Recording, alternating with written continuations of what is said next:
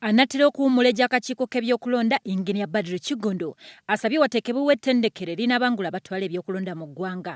Ono ategeezza nga kino bwe kijja okuyambako okwewala obuzibu obuyinza okubalukawo mu biseera by'okulonda. Kigondo ng'amaze emyaka egisoba mu 10 ng'akulembera akakiiko kano ategeezza nga bwe kiri ekizibu okuteekateeka okulonda era nga kyetaagisa abantu abakugguse mu mulimu guno mu ngeri y'enjawulo. Tekiri mu ggwanga lya Uganda kyokka naye nga tulina okisabira amagezi.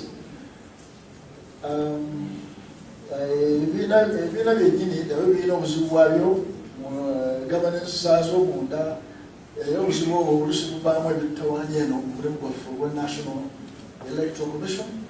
Kigondo y'omwono alaze obwennyamivu olw'akakiiko kabadde akulembera obutategeka kulonda kwa nkiiko za byalo ezisookerwako ssaako n'eyokubiri bwe bawummulidde emirimu gyabwe. Wabula y'omwono era ategeezza nga bw'ataliiko kyejjusa kubanga tekubadde kwagala kw'akakiiko wabula gavumenti yabulwa ensimbi.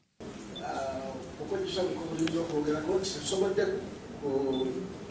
kubimirizaawo bukulembeze bwa administrative units L1 ne L2.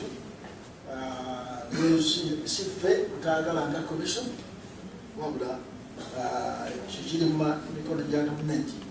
Okulonda kw'abakulembeze b'ebyalo kwalemererwa okubaawo okuva mu 2011 olw'amateeka agaali gakyali mu nkola ey'omugendo kyokka nga ne bwe gaakyusibwa gavumenti ensimbi ne gye buli eno ezitegeka okulonda kuno zikyagyekubya mpi. Obuwumbi nno obusoba mu 2020 bwe bwetaagisa okutegeka okulonda kw'enkiiko z'ebyalo ezisookerwako.